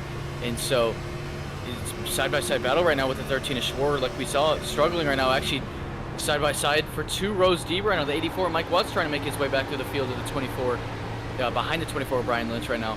Right now we saw the 84 with really good long run pace, but right now he's battling for position, trying to make his time back up. So I don't know if he'll have that long run pace as much as he did in the first stint. The Hornet's Nest back here in 12th position, as we have that of Eric Schwartz, who is certainly trying his best. You got now drivers that pitted, have fresher rubber, and you're starting to see where they were equaled out for a second, and now we're starting to see the major difference of drivers with fresher rubber making the moves forward. Can Campbell able to get out of this? Group is in the wall. It's going to be Schwartz as well as Summers, and they hold on for now, but there goes Summers around. Going to be collecting that as well as more drivers. That's going to be Chu as well as Kovacic. Hard contact to the 17, bringing out our 4th caution of the night. And unfortunately, that's going to be the second incident for the 17 of Brett Summers. Already used his fast repair, so it looks like the 17's night might go up in smoke here, Sam. But, man, a little bit past halfway here. 4 cautions in, and yet again, the door gets blown wide open. Yeah, I mean, for Brett Summers, he had nowhere to go, and his car drifts down, collecting the 65, excuse me, of Kovacic, and everyone being involved in that. A little bit of a slip up, and we saw Eric Schwartz. He was doing his best to hold on to that car, but just a little bit too high, and coming out of the corner, getting into the wall, and collecting everyone else. Going to be hoping that some of these drivers still have their fast repairs, as Brian Chu going to be hoping that in 11 and still get himself repaired as his engine is gone for the 11. But as we wait to see, we're going to take that commercial break. When we come back, we'll give you an update on drivers that are still running, those that aren't. But right now, Andrew Medlin, Kyle McCoy, Nate Lynch, Dylan Grimm, and Jason Metcalf, your top 5, as we will be right back in just a few.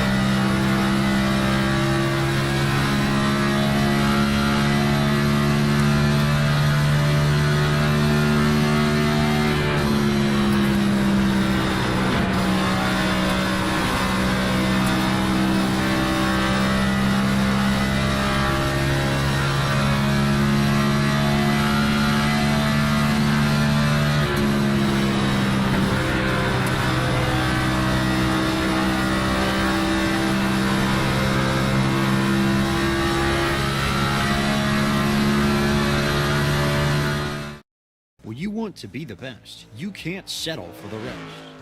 There's a reason that McConey Setup Shop is trusted by more virtual and real-world tracks and companies than any other setup shop in iRacing. With partners such as Stafford Motor Speedway, the Nashville Fairgrounds Speedway, Five Flag Speedway, Speed 51, and more.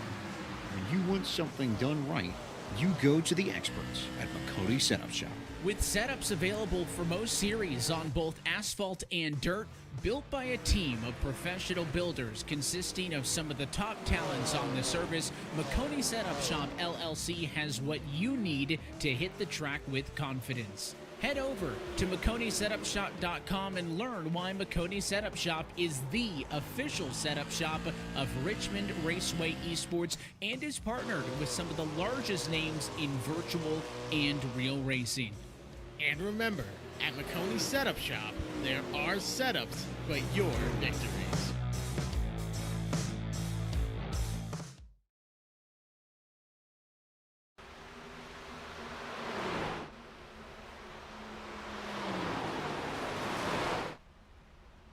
Welcome, ladies and gentlemen, to the Stars and Stripes Xfinity Series. We are back green racing, as it's going to be that of Andrew Medlin, Chris Wade. Wade's got the fresher rubber by about 2 laps over the 12, and it's been all Andrew Medlin here today as drivers have been racing around and looking to see who can get a win here. We've seen already 4 cautions here tonight.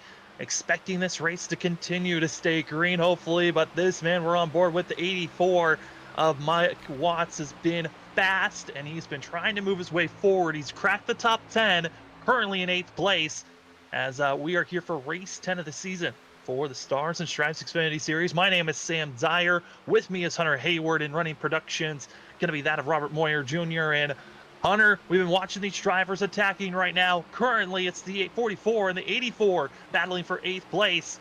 It's been one of those races where it's a lot of unknowns. Some of these wrecks you didn't expect to happen, and some of them just over-aggressive racing. Oh, definitely, and also just drivers losing grip in their rear tires. This track is very known for how tough it can be on tires and drivers, and it's definitely shown with these 4 cautions today, especially for drivers not being able to go anywhere as well. But right now, looking through the field, I see a driver right now putting pressure on that 12 of Medlin, the 53 Christopher Wade, who was struggling to get through the field a little bit earlier in this race, but right now he's definitely showing his speed on that bumper, the 12 of Medlin. Yeah, and the 84 doing his best to try to hold on. We had 4 drivers that decided to stay out under our last caution, and that being our top 3 currently of Andrew Medlin, Chris Wade, as well as Ken Campbell. And then you can throw Mike Watts into the mix. Those 4 drivers did not come into pit road, so they still are looking like they might need to make another pit stop to finish out this race. The rest of the field, though, they made a pit stop under that last caution, being led currently by that of Dylan Grimm, making a pass on Ken Campbell, and that of Kyle McCoy trying to slide under the 15 to make his move forward. And for that of Kyle McCoy, he's got 1 win coming into this race back at Dover. And it was one of those races where he saw a lot of his competitors be trapped on different strategies and trapped the lap down to where the 7 can get a win. And right now, the top competitors that looking like they were going to win this race, they're off strategy once again. Got to watch out for that of Kyle McCoy, but also for that of Dylan Grimm. Dylan Grimm came into this race with the most points gained after last week's Phoenix race that kind of was a complete mess at the end of drivers not sure where they were going to lie. With fresh rubber, old tires, green-white checkered racing at Phoenix, came to be a lot of drama as Dylan Grimm looking to get his 2nd top 5 and 2nd top 10 of the season, and also looking for his 1st win if possible for that 23 team. Our top 5 completely different from what it's been for most of the race. Look at the 23 right there on the inside of the 53 right now of Christopher Wade, trying to take that 2nd spot away, but don't count out the 7 of McCoy right there. He's doing really well as well every single week in and out. He's done a race here. He has been competing for the lead, as well as the 35 of Jason Metcalf. All these drivers right now, it's kind of a hornet's nest for the lead right now. Almost 3 wide for the 35 of Metcalf. He looks, but he didn't send it. Right now, 23 now able to clear him. 2nd, oh, contact with the 7 right now, the 53. Man, these drivers aren't holding anything back. Absolutely not. Kyle McCoy tried his best to move forward, but the contact going to be dropping it back. Now going to be giving that a Metcalf a shot to try to make a pass here, or even Nate Lynch. Nate Lynch, one of these drivers that I've been talking about that needs to have a great run. If you're 20th to 25th in points, you need a solid run here tonight, as well into the next 5 races to finish out this season. And for right now, the 25 machine got fresh rubber running in 6th position. But I'm wondering, when will we see potentially, or even if we're going to see some of these tires change, as Dylan Grimm to the inside, challenging for the lead. Andrew Medlin's been leading most of it, but now give it possibly here to the 23 as we're on board with that of Wade, giving us a point of view as the driver slice and dice. McCoy couldn't get under that of Medlin, but to the point, it's Dylan Grimm trying to get his first win this season, but all right on his back bumper, trying to rebound after the contact. It's going to be that of Kyle McCoy, side by side with the 12. We saw the speed the 23 had in qualifying, and qualified second right now. Really quick car. Now he's going to keep pulling away. If these drivers stay side by side, the 7 and the 12 right now, it looks like the 7 will clear him and make the pass for second right now. So the 23 of Grimm, about a half a second gap right now. I think he needs to put his eyes down, save his tires so much better than the cars behind him, and pull away in the later run. There's about 26 more laps to go. That's a long time in Indy. That's over 50 miles, so I mean, almost 65 miles, so we still got a long ways to go here, Sam. Maybe even another pit stop, so these drivers definitely going to take care of these set of tires. Absolutely. I mean, looking at some of the drivers that are in our top 10, that potentially, with the tire differential, we're starting to see Medlin, as well as seeing some of the other drivers like Wade dropping back, losing ground. Nate Lynch feeling a little boxed in by the 25, but he's looking for this 25 machine, looking for his first top 5 finish. It would be incredible for that moment to happen, as well as for Eric Schwarr back in 8th place, looking for his first top 5 finish. It might be possible, but Schwarr, what a rebound for himself in 7th position. We saw him being involved in a wreck a couple of cautions ago, and as well, finding himself making some brilliant saves.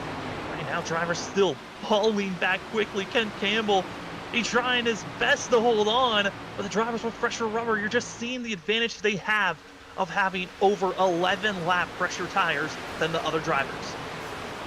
And right now, like you said about drivers holding on, I think the driver to look at right now is the 12 of Medlin, now getting pressure from the 25 of Nate Lynch. So these drivers right now on older tires definitely going to have maybe an advantage of an extra set if a late caution comes out. But, you know, right now, if this race stays green, these drivers definitely did not make the right call, but you know, that's the gamble of cautions. They never know when they will fall. So right now it's definitely varying strategies right now, and it's gonna be interesting to see how this race will end, because right now anything's in the air. Absolutely. I mean, for that of Medlin, as well for that of Wade and for Ken Campbell, they still have 2 sets of tires left in pit road if needed. Everyone else only has 1 set left, so the pressure is on for some of the drivers that have they're banking on the fact that we don't see another caution come out and this race goes green, making it to where those drivers that stayed out on this previous caution, they're now trapped in a position to where they will not be able to utilize that last and final set. They'll only be able to use one of the 2 that they have in pit road, and could be losing too much ground for the drivers that are kind of set up in a better strategy tire wise if we go green. But if this race continues on the way that it's going, we still are expecting at least 1 more stop possibly for these drivers, and it's going to be extremely close for some of them out here. Anywhere from 5 to 10 laps short is most of the field. Yeah, and right now, with this fuel strategy going in the air, you know, we always talked about it at Indy. It's just like Pocono. The word fuel is always there. It's going to be interesting to see which drivers can make it and which can't. I think the 12 of Medlin is going to be a little bit short. I don't know if the leaders are going to be able to make it either. It looks like they'll be around 5-6 laps to the good if this race can stay green. I mean, they might be just good enough. Looking at the last time these drivers were running and we didn't have a caution, drivers were able to stretch it out to around 30 to 33 laps. And currently, they would be about 2 laps short. So looking at some of the drivers further back, if they're automatically trying to save fuel, it's looking good for themselves. But for our front 2, they're running about a full second faster than some of the other drivers behind them, showing the trend that we might be seeing some drivers thinking about saving, while our front 2 are thinking that this is just a winning strat to go as hard and fast as you can early in this stint. It definitely can be very easily to push those tires a little bit more than you should, because you have the lead, or you have the chance of taking the lead. because, you know, you're quicker than pretty much the entire field on older tires right now. You're up front, you have the cleaner on your nose, you think you want to pull away, but you got to keep the tires underneath you. You can definitely burn up the tires much quicker than, let's say, the 12 of Medlin, who doesn't have an exponential amount of older tires, just only 5-6 laps older, so he can definitely save him much better than the drivers in front of him. But, you know, like we've said time and time again, there's still a long ways to go, so we'll never know how this can end out until the race really does end. Absolutely, as Mike Watts still trying to hold off for himself in 10th position. He's got that of Mark Beverly and Brian Lynch trying to make themselves get a little bit frisky. As do want to give note, we are getting word that storms are starting to brew over our producers' head and in that area. So there's a chance that if you start to hear or see any glitches going on, it's because of weather issues, and we're hoping the weather can pass by quickly and no more issues pop up. As Brett Salmers, hard damage for the 17. He's going to be pulling it back into pit road. Going to be running 27th position currently, trying to get service done as we continue to watch the drivers up front. Grimm just pulling away as Kyle McCoy. 3/10 slower that last time by. We're starting to see a little bit of a gap happening as the battle for second of that of Metcalf, Nate Lynch, they're hard on one another. 3 wide, yeah, with for 8th place right there, 3 wide, they're going to do it. Eric Schwar made the pass all the way at the top line over the 53 of Christopher Wade and the 12 of Medlin right now. 2 drivers who are up front pretty much every single lap of this race now. Get a pass with the 13 of Schwar. 13 of Schwar's had trouble in the beginning of this race and even in the middle of this race, but right now, he's having a heck of a recovery. 3 of the drivers that we're seeing right now, Wade, Campbell, Watts, they've all been on those older tires. They've got everyone else that's been mixing with them, trying to make this pass on one another. As Andrew Medlin trying his best, all 4, of that from 7th back to 10th on the older tires than the rest of the field. And they're going to be looking to come into pit road here probably in the next 5 to 8 laps. They are not going to be having enough fuel to make it to the end. Man, and that's definitely something you don't want to hear. Drivers, if they know they're just going to be a little bit short, you know, being a lap short is, if you want to carry through an entire run, you have to save for at least 15 to 10, or at least 10 laps. So drivers definitely got to make the saving work if they're not going to be able to make it. Looks like we have a driver coming down right now. I can't tell who it is, but drivers right now, looks like with around 20 to go, Bill Dart comes down. A little bit under 20 to go, Sam. Some drivers, if they don't know if they're going to make it, I wouldn't gamble and pit with 3 to go. I think at the beginning with around 20 to go, maybe a little bit later than that is the smartest choice. Yeah, I mean, even if you're pitting now, it might be a choice to come in, get tires with 20 or 15 laps to go. If you know for sure you're not going to be able to make it, you make that choice. If you feel like you maybe have a shot to stretch it, you stay in line, try not to make any passes until those final 2 laps when you know you've made your bet and there's no more time to save fuel. As right now, we are keeping our eye on this large pack that is from 6th all the way back to around 12th is this group that are all trying to stay in line and trying to save fuel. The only drivers that are battling in this group is going to be that of Mark Beverly as well as Brian Lynch. They're battling for 11th and 12th position side by side down the front stretch, and coming to 18 laps to go, Hunter, I mean, our front 2, they have booked it away the best that they can. As I say that, though, it's more of our leader. Kyle McCoy has been caught by 3 other drivers, Metcalf, Nate Lynch, Kyle Boyling. They are all battling for 2nd place as our leader is 3.1 seconds ahead and trying to pull away. Kyle McCoy is completely just dropped off by over almost a full second. I'm concerned that maybe he's deciding to save fuel now, or maybe he might have made contact. Yeah, it looks like there's a problem right now with the 7 car. Looks like he is damaged on the right side right now. Definitely falling back and killing his lap times, especially the turn that he has in the corners. You want as much turn as you can on the right front, and damage on it will definitely not be good. As the 12 of Medlin does come down a pit road right now, 17 to go, Sam. You know, if these drivers know they can't make it, this is the perfect time to do it, I think, is coming down right now. But can the leader of Dylan Grimm, who has almost a 3.5-second lead right now, can he make it? Also going to be that of Brian Burchett into pit road for the 223 following that of Medlin into pit road.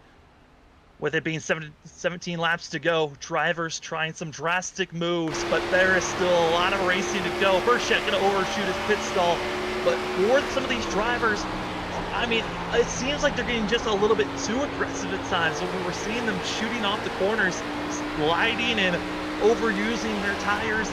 Maybe the way that I'm seeing these guys drive in my mentality could be that they're recognizing they're going to have to pit. They're trying to get everything they can early before they have to come into pit road. As here comes Lynch into pit road, as well as many others. Schwar, as well as that of Watts, following suit. And we got to watch out Brian Lynch as he gets out of sorts to be able to hold on.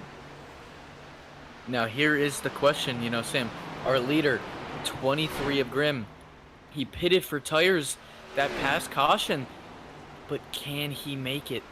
3.5 second gap right now between him and the 35 of Jason Metcalf. I don't know. He looks like the 23 of Dylan Grimm came down on pit road around lap. It looks like he came down on lap 46. It was his pitting lap. So it looks like he'll push it around 35 laps. He'll have to stay out on these tires. That is right as here he comes. Pit road.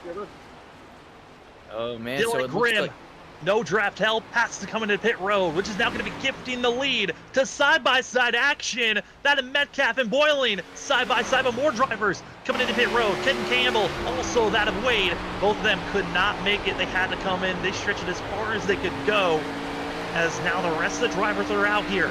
They are in the bubble of if they can save just enough fuel. They need to save about 2 to 3 laps of fuel if they want to make it. And we've been watching some of these drivers getting aggressive.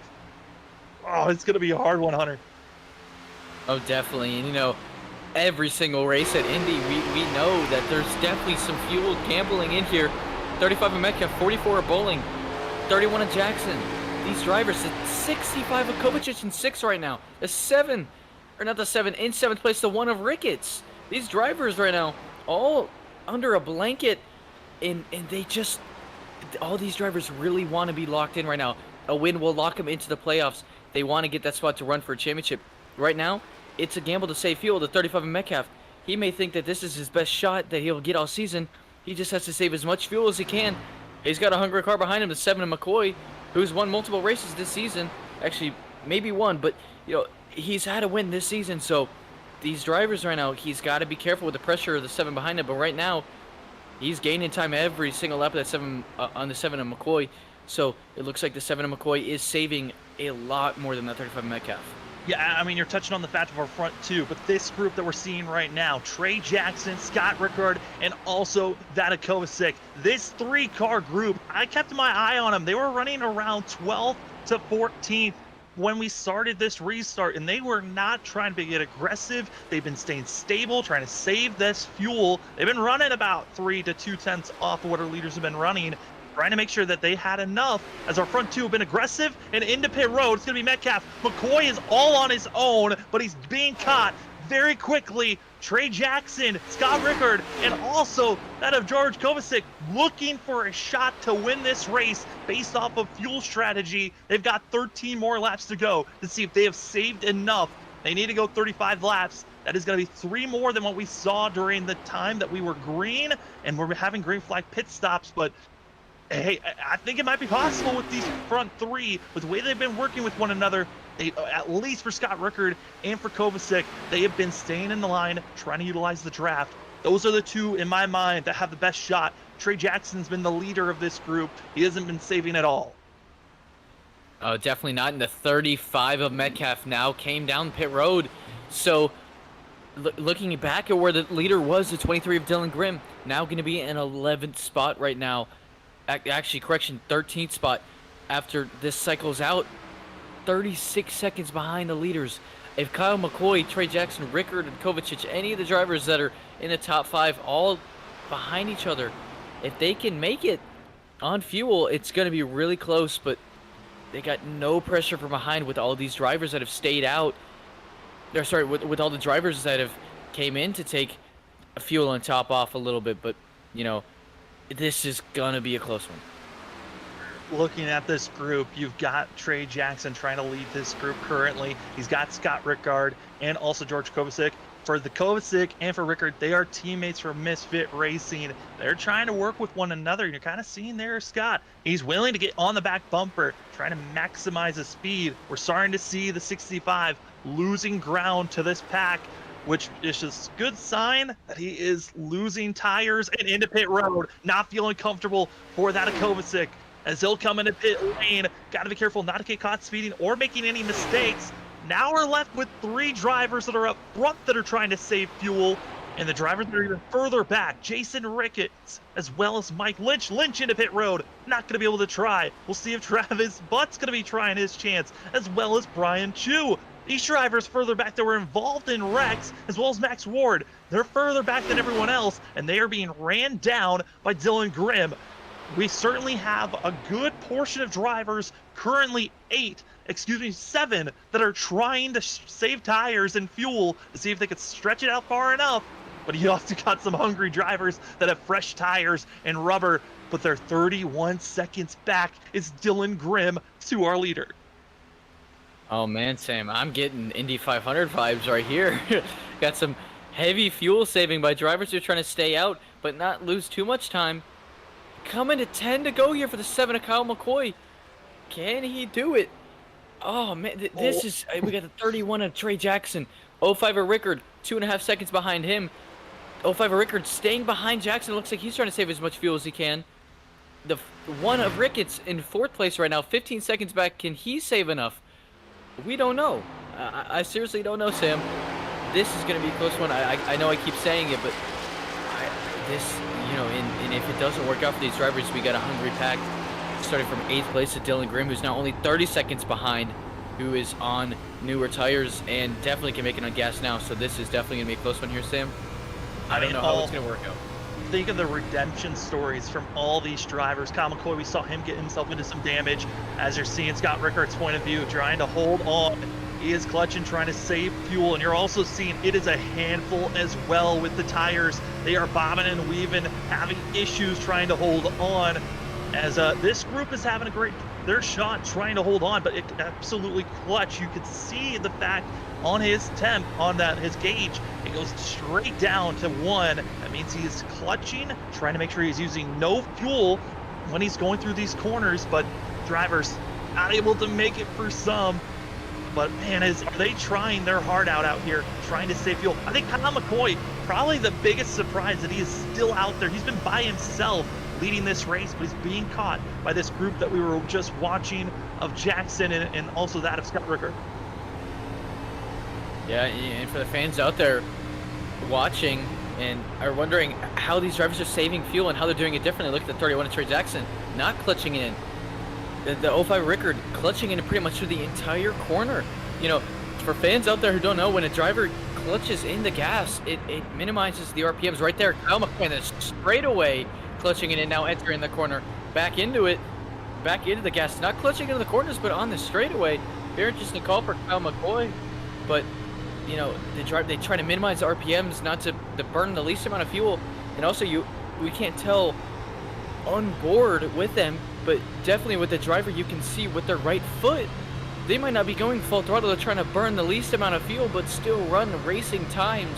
So it's going to be interesting. There it is again, clutching on the straightaways for the 7 of McCoy, but not in the corners. And that's why McCoy is being caught by some of the drivers further behind. But we look at the lap times, they're almost dead centers the same as McCoy and Trey Jackson. 2 very different strategies that we are seeing from them. And why you might be wondering, why is Trey Jackson not clutching? Well, for that is Scott Rickard. He's in the draft. He's being pulled, so he's able to utilize the draft to kind of give him that speed, so he can clutch in, doesn't have to worry. While that of Trey Jackson, because he has no draft just yet, he needs to still push as hard as he can. Oh, definitely. And, he has the pressure of the 05 behind him, so I think that's why he's not completely clutching it. But the 05 Rickard has the magic of being in the draft behind him, and looks like he's going to make the move now. Looks like he thinks he's saved enough fuel. Still got 7 laps to go. He's going to try to make the pass here. Man, I think he saved. I think he thinks he saved too early. I don't know. You still got 7 laps to go. The 7 of McCoy now caught. So it's going to be a little bit the 3-pack Hornet's Nest right here. Driver's trying to get around.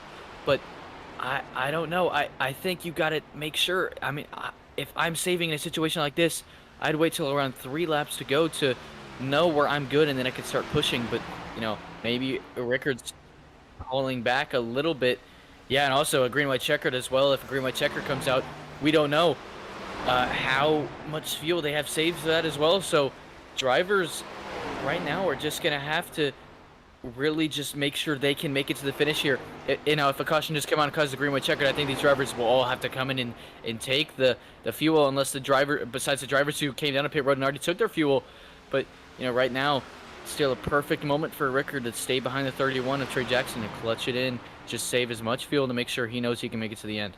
Last week, Robert Moyer called it almost every time when we were in less than 20 to 15 laps to go. A late caution would come out, and we've seen drivers have issues of getting underneath someone else and making contact, even contact on the straightaways. And it is certainly going to be an issue for some of the drivers that are 5th on back, as they are catching up to drivers that are trying to save fuel. If you are not expecting someone to just slow down instantly in front of you on the straightaway, could bring out a late caution. 5 laps to go, and looking at the gap, it's our front 3. They're the only ones that are in a point where they could possibly save enough fuel and have enough time to hold off that of Dylan Grimm, as all the other ones of Jason Rickett, as well as some of the other drivers of Travis Butt, and so also that of Max Ward. They've been caught, they have been passed, they are falling down our ticker and leaderboard. It is now down to really our top 2. It's Kyle McCoy. He did not save fast enough, and it's down to Trey Jackson and Scott Rickard looking for a fuel strategy win here. But with 5 laps, soon to be 4 laps to go, you can see the madness in the middle of the field. Drivers trying to get by those that are on old tires or on different strategies. It is still a mangled mess further back in the field as we continue to keep our eyes out. With 4 laps to go, Trey Jackson, Scott Rickard, they are doing their best to save. And for Kyle McCoy, he wants a top 3 if possible, but he does not have the pace or the fuel to try to go for a win. And right now, the 05 of Rickard still staying on the bumper of the 31 of Trey Jackson. So he's definitely still trying to save. 4 to go. Four. So around 10 miles still left to go here, Sam. Hello, wait, look, Yellow coming out. Ken Campbell spun around. Also looks like it might have been with someone else. We'll have to wait and see. It was with Schwar. The 15 and the 13 out of turn 4. Both drivers that were battling on fresh rubber.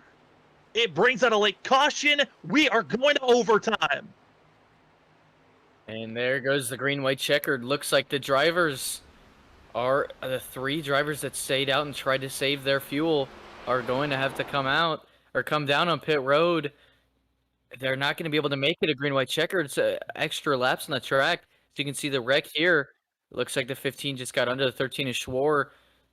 And the 13 into the... Wow, lost it and came down into the 15, and calamity ensues, and hard hit for the 15. Hard hit for the 15, but I believe that Ken Campbell still has a fast repair if needed. But drivers catching up to the pace car, and Hunter, now things get interesting because you've got the field that are on anywhere from 30 to then of 10 or 11 laps on their tires, and there are only about 5 to 6 drivers that still have another set to use. There's not a lot of drivers that are going to be trying. I mean, if you've got a set, most likely you're going to use it, especially if you're up front. But got to give credit to Robert Moyer, who gave us the trend last week that we were going to probably continue to use for almost every series. Those final 20 to 15 laps. Yeah, it's never over until you get to the white flag, because you never know when a late yellow is going to come out, and it certainly did this time around. With the timing of this yellow, these drivers will be going into overtime, which means, Hunter, it is going to be tricky to see how much can you gain. Also, you cannot make, if you get a great launch on these restarts, you can't go 3 wide into turn number 1. You can only make it after turn 1. That's when you can start to go 3 wide, 3 wide or more on the drivers in front of you. Into pit road, Trey Jackson going to be leading this charge as Scott Rickard as well as Kyle McCoy stays out. Kyle McCoy had his extra set, but he's probably banking on the fact that we might have a lot of quick yellows coming out quickly. Yeah, wow. We have 2 green-white checkers. If there's a caution before this green-white checker before these drivers can take the white flag in this first attempt, oh man, they're gonna have to come down. There's no way they can make it, Sam. This is a very interesting call for both these drivers. They believe they saved enough. I don't know if they did, but they're definitely gonna be running on fumes here. The 23 of Grimm, he's got fresher tires than both of them. He's got more fuel than both of them. He definitely can make it. We're going to hop on board with Scott Rickard's on board with his cockpit view. We're going to be seeing our front 2. What are they doing inside? Are they clutching on the straightaways, cutting off their engines? As we see, already clutching, trying to make sure he keeps pace. But Scott Rickard is trying to save as much fuel as possible. You've already seen he's completely shutting it off. As we'll now check on Cal McCoy. What is he doing to try to save fuel? It's both drivers expecting very similar things, as they're on the same strategies and did not try to save. If they somehow have enough fuel for 2 green-white checkers, let alone 1, this is incredible to see. Oh, definitely, and you can see the difference to RPMs. This engine runs at idle at 2,000 RPM. You can see right there the tachometer sitting right at 2,000 for the 7 of McCoy, where he's clutching and he's never really on the gas. The 05 of Rickard, though, completely shutting it off almost at 0 RPMs, or almost completely at 0 for the RPMs when he shuts off the engine, because the engine isn't running anymore. He's not burning any fuel at all, where when you run at idle, you're still burning a little bit to keep that engine still running and moving around a little bit. So it looks like the 05 of Rickard is definitely saving a little bit more fuel under this caution, but there's just no way they can hold off the 23 of Grimm, who has fuel and better tires. Grimm's got good tires, but the drivers in our top 5 that have actually top 6 that have the absolute best, that goes to that of Kyle Boyling, who's got amazing tires, as Jason Metcalf only went with fuel only when he came into pit road back in the 35. He's got older tires, expecting to see him drop back quickly, but we are going into overtime. This is a green-white scenario. We've got 2 attempts if needed.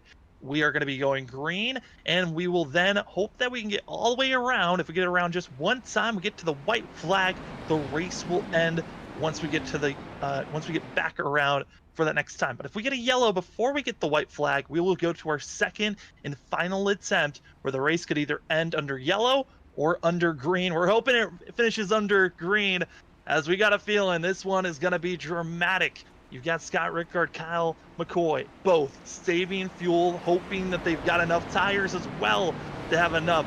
Scott Rickard has not had tires for quite a long time. The last time he came into pit road 33 laps ago, it was to top off with fuel. Kyle McCoy, 34 laps ago, topped off with fuel and got tires. The rest of the field practically all have fresh rubber from about 10 laps ago, but it's the guys back in 15th place, Trey Jackson, and also that of Brian Chu. They've got fresh rubber, but a lot of work to do for themselves.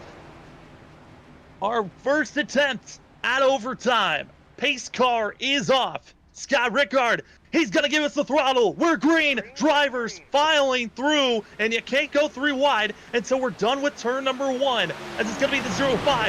A massive launch for himself, but that lead could be too big. We might be seeing some big runs, as Kyle McCoy kind of blocking the rest of the field, as they are not able to get by the 7 just yet. Scott Rickard, he's got a pretty decent lead right now as they come in at 2. Now I'm going to keep an eye on the 05's on board to see if he ever starts sputtering. He's got a comfortable lead right now. Can the 23 catch him in time?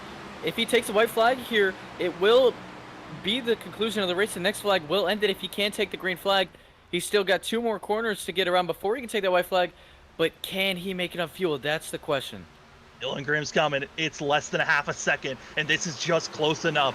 Dylan Grimm looking for his first win this season. Coming out of turn number 4. If we get the white flag, this race concludes. On the next flag, it looks like we're going to do it. Only needed one attempt. It's Scott Rickard, Kyle McCoy. They're doing their best to try to hold off drivers, but it didn't work for Kyle McCoy. Scott Rickard, though, up front. He's got Dylan Grimm and also Kyle Boyling on his back bumper. But if we see Boyling try to make a pass on the 23, it might give just enough space for Scott Rickard. Out of turn number 2, this is the best shot to try to run down, catch up to the 05 as they're heading to turn number 3, Hunter. Oh, and it looks like the 05, but maybe it's just done it perfectly. He's made it on field to this whole backstretch. He's still got 2 more corners to make it through. Still over a mile to make it. Can he do it? Right now, the 23 Grimm, I don't know if he can catch him just yet. Oh, man, This is going to be made. He's right on the back bumper. He's pushing him right now on the inside. Dylan Grimm. Oh, no, the 05 into the wall. Here comes Kyle Boyling. He's trying to make a late charge, but coming to the checkered flag, it's going to be the 23. Dylan Grimm wins here at Indy. Wow, what a move at the end there. That was kind of a short track little matter right there.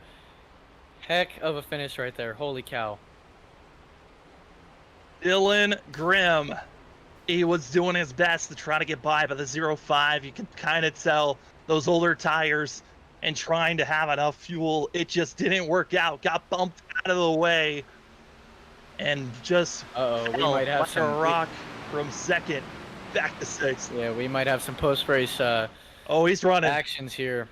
He's trying to chase him. All Dylan Grimm needs to do now is just keep on running around, and the 05 will not catch him. He'll run out of fuel before he catch up to the 23.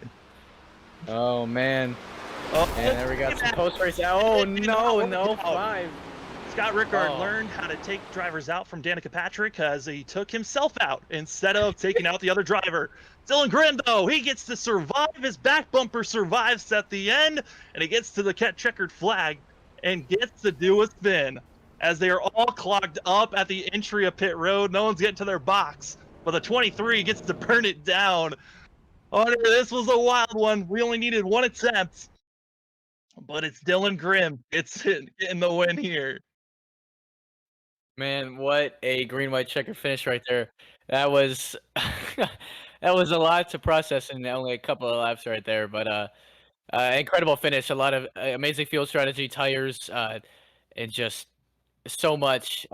Incredible race by the 23, the 05. All of those drivers were able to bring it there to the finish there at the end, and wow, I'm kind of speechless there, Sam. Absolutely. Well, we're going to step away. When we come back, we'll talk to our winner, Dylan Grimm, as well as second place, Kyle Boylan, and third place of Andrew Medlin, as that was certainly an entertaining finish. And green-white checkers, overtime racing, it continues on here at Stars and Stripes. Every race, it seems like we get there, but we'll be right back to talk to our top 3.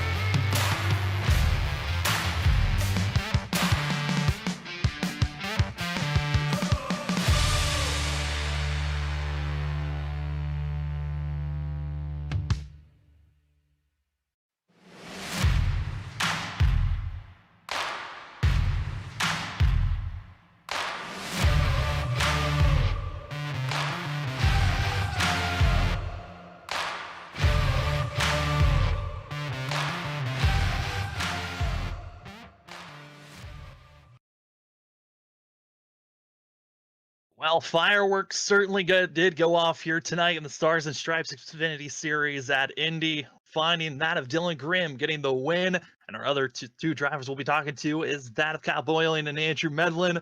We're going to be bringing up Medlin up at the booth and get his point of view of how the end of this race went. Andrew, it's Sam up at the booth. You got me? I got a copy, Sam. Well, another top 3 finish for yourself. Just the consistency is always there. But man, were you fast here today?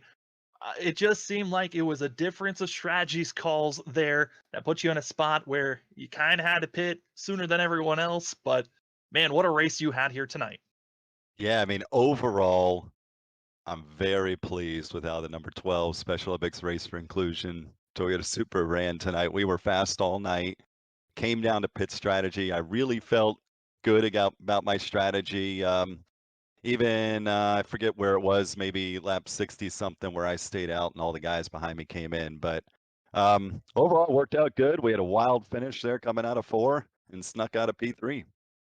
Yeah, I mean, going into that green-white checkered, you knew that, the front 2 didn't pit when everyone else was thinking about it. They stayed out on the much older tires, had to save fuel. What was going through your mind when you saw that those 2 drivers up front decided to make that call? Well, I knew one thing. We were probably going to either have a wreck or something, pretty squirrely coming out of there. I'm surprised there wasn't anything worse there. But, I know McCoy ran out of gas there down the backstretch on the last lap. And, Ricard was doing everything he could to hold on to it there in 4. But sounds like there was a little roughhousing maybe there. And we were able to keep it straight down the finish there. Got into the 25 a little bit. I don't know if I came up to him or he came down, but either way, it was fun race, and just happy after really 2 dud races the past 2 weeks to come home with a top 3. But gosh, I thought tonight might have finally been the first victory this season. Yeah, I mean, for all of us, we know that it is still there. You have had and have shown the pace is there for this 12 to get the win. We got 5 more races before the playoffs. How are you feeling about these next 5 races at Nashville Superspeedway, Rockingham, the Glen, New Hampshire, as well as Talladega? Tell you what, I've never raced Nashville Superspeedway, so we'll find out together next week. But really looking forward to the Rock. I actually, that's where I learned how to drive a stock car with the old legend Buddy Baker many years ago. So that track's always had a special place in my heart. Looking forward to going there. And, we're sitting good, heading into the playoffs. So it'd be nice to have a victory. But if we just keep pulling off these consistent finishes and really start gelling at the last part there, hopefully we can come on with the championship. Absolutely. Well, we're rooting for you, Andrew. And before we let you go, the floor is yours for any shout outs. I want to give a shout out to my wife, Sarah, my father, Bruce, who's usually watching these, my brother, Aaron, Wolfpack Racing, Dr. Pepper. I think the race was sponsored by Dr. Pepper. I made sure to have one at dinner tonight at Tijuana Flats, so maybe that brought me a little bit of good luck. And Ray's Energy Drinks for sponsoring the league as well. And obviously the administrators we're really putting on, we're starting to really put on some good races here, really competitive field, and just have a lot of fun. And Freaky Fast is doing a heck of a job with the broadcast here. Really enjoying watching those. That's Andrew Medlin in the 12, getting a 3rd place finish here at Indy, and good luck next week at Nashville. We'll see you guys then. Take care. As finishing in 2nd place, tried his best coming out of turn 4. It's the 44 of Kyle Boylan. Kyle, what a run that you had there late. You had some of the freshest tires up in the top 6 when we went green for that green-white checkered attempt, but you came up just short. Was there anything else that you maybe could have done there in those last two laps? Turn 2 in the last lap. I went into turn 2 in that last lap, and it just pushed on me. If that hadn't happened like it did, I would have been right there off of 4 for sure. Well, we saw coming out of 4, though. It was sparks were flying. A little bit of anger has been shown. But what were your thoughts coming out of turn 4, seeing Scott getting out of sorts and kind of being pushed out of the way? I mean, it wasn't unexpected going for the win like that. Yeah, he wasn't happy about it. He's one of my teammates, so I mean we were kind of talking the whole last lap anyways. But yeah, it's it sucks to be on the other end of those. I don't want to say too much about it being, I don't want to piss anybody off. Absolutely. Well, Kyle, we'll switch to a different thing then. Rest of the regular season, 5 more races to go. It's kind of the pressure is on for the drivers that are outside of the top 12. How are you feeling about these next 5 races that are coming up? I mean, it's definitely not comfortable for sure. Because I know I'm not too far out, too far from being out. So, just got to keep doing what I did tonight. Just got to keep doing that. I can't have another race like I had at Dover. So I just got to keep doing what I'm doing. It helped seeing some of the drivers in front of you not showing up, that is for sure. But Kyle, before we let you go, the floor is yours for any shout outs.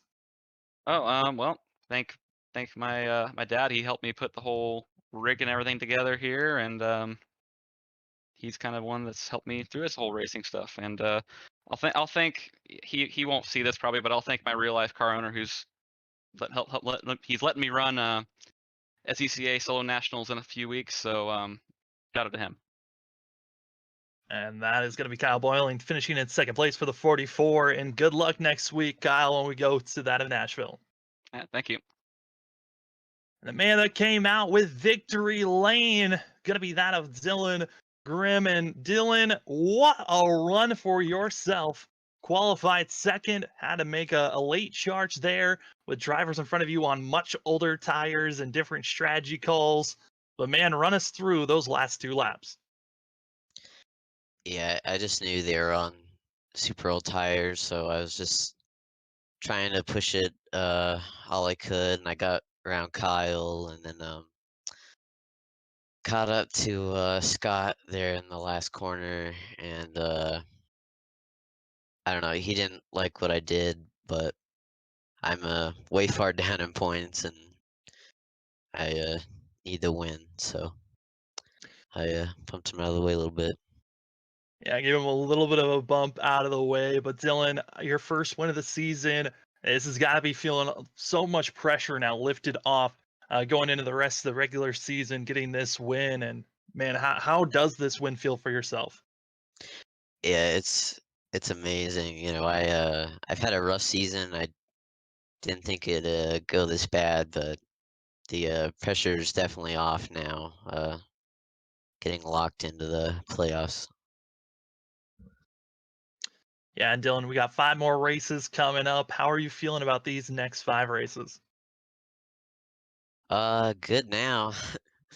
I don't have to go try and win or anything now to get into the playoffs, so definitely just gonna take these next races to get ready for the playoffs. Absolutely. Well, Dylan, before we let you go, the floor is yours for any shout outs. Yeah, I want to shout out Nate and everyone who puts on this league. I always love running these races. You guys for doing the broadcast. I always love watching back the races and my family. That's going to be Dylan Grimm. Going to be getting the win here in the 23. And good luck next week, Dylan, as we go to Nashville. Yep, thank you guys.